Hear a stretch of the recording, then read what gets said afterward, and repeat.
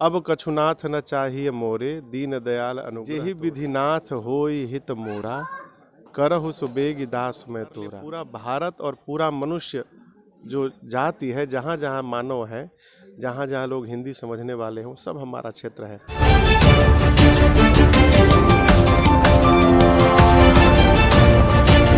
नमस्कार, मैं हूं संजीव सिंह। आप देख रहे हैं आर बिहार।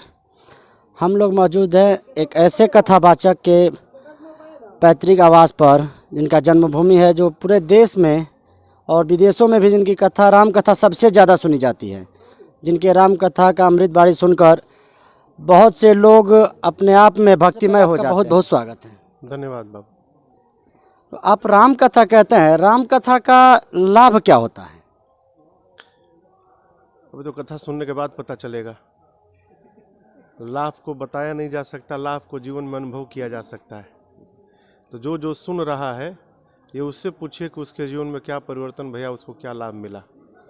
हम लोग और हमारे दर्शक आपका कथा हमेशा से सुनते रहे हैं। हम खुद भी आपका कथा रोज़ सुबह सुबह सुनते हैं, दिन खुशहाल बीत जाता है। लेकिन कथा का कोई ऐसा कथा जो कि आप लोगों में कहते रहते हैं और वह लगता है कि हर जगह वह बात ज़रूर आपको कहनी चाहिए। कथा की एक एक चौपाइयाँ रामचरितमानस की मनुष्य के जीवन में अनुकरणीय है और उसको जीवन में उतारने योग्य है। सबसे बड़ी बात जो मैं प्रत्येक कथा में हर श्रोताओं से कहना चाहता हूँ और कहता भी रहता हूँ कि जीवन में सुख और दुख का संबंध केवल हमारे मन की स्थिति पर निर्भर करता है।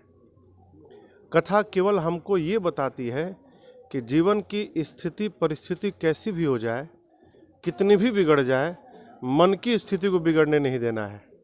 यदि मन की स्थिति आपकी व्यवस्थित रहेगी तो आप प्रतिकूल परिस्थिति में भी आनंद पूर्वक राम जी की तरह जीते रहेंगे। कोई ऐसा चौपाई राम कथा का जो कि लोगों तक आप पहुंचाना चाहते हो, जो देहात क्षेत्रों में अक्सर लोगों का मन विचलित होते रहता है? एक चौपाई में अपने प्रत्येक कथा में गाता हूँ।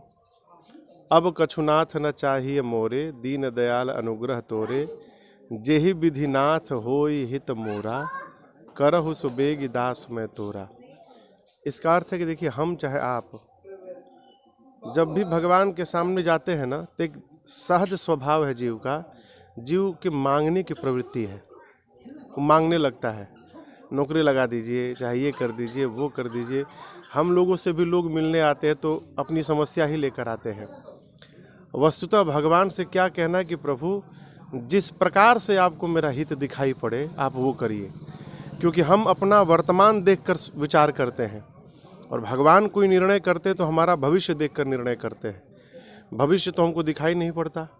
इसलिए भक्त का, मनुष्य मात्र का यही धर्म है और यही वचन होना चाहिए कि वो भगवान से यही कहे कि प्रभु, जिसमें आपको मेरा हित दिखाई पड़े, क्योंकि हम तो देख नहीं सकते, आप त्रिकालदर्शी हैं। जेहि विधिनाथ होई हित मोरा, करहु सुबेग दास मैं तोरा। मैं आपका दास हूँ, आपकी शरण में हूँ, आप वही करिए मेरे लिए। आदरणीय महाराज जी, इस क्षेत्र में कब कब कथा कहते हैं और लोगों को लगता है कि आप क्षेत्र के बाहर ही ज़्यादा कथा कहते हैं? ऐसी नहीं है। कथाओं की अपनी एक रचना है, अपना एक स्वरूप है। हमारे लिए केवल एक क्षेत्र ही क्षेत्र नहीं है, हमारे लिए पूरा भारत और पूरा मनुष्य जो जाति है, जहाँ जहाँ मानव है, जहाँ जहाँ लोग हिंदी समझने वाले हों, सब उसमें भी हम समय निकाल कर प्रयास करते हैं कि वर्ष में कम से कम एक कथा इस क्षेत्र में हो, जिससे अपनों के बीच बैठ के कथा गाने का अवसर मिले मुझे। और इसी तरह मैं कलकत्ता में भी, जहाँ मैं रहता हूँ कलकत्ता में भी, वहाँ भी वर्ष में एक ही राम कथा गाता हूँ। आज जो काशी में भगवान शिव का प्रतिमा लगाया जा रहा है, वहाँ के बारे में थोड़ा सा यहाँ के क्षेत्रीय जनता को बताइएगा। प्रतिमा नहीं लगाई जा रही है, तो वहाँ तो साक्षात भगवान विश्वनाथ विराजमान है। काशी में जो हुआ था उसको वर्तमान के आदरणीय प्रधानमंत्री जी ने सुव्यवस्थित किया है और उस व्यवस्थित स्वरूप का लोकार्पण है। किसी भी, देखिए, हम भगवान कण कण में है, सब जगह है, सर्वत्र है, लेकिन हर जगह जीव की, एक सामान्य मनुष्य की आस्था नहीं प्रकट हो सकती, उसकी श्रद्धा नहीं उत्पन्न हो सकती। इसलिए मनुष्यों के लिए मंदिर बनाया गया।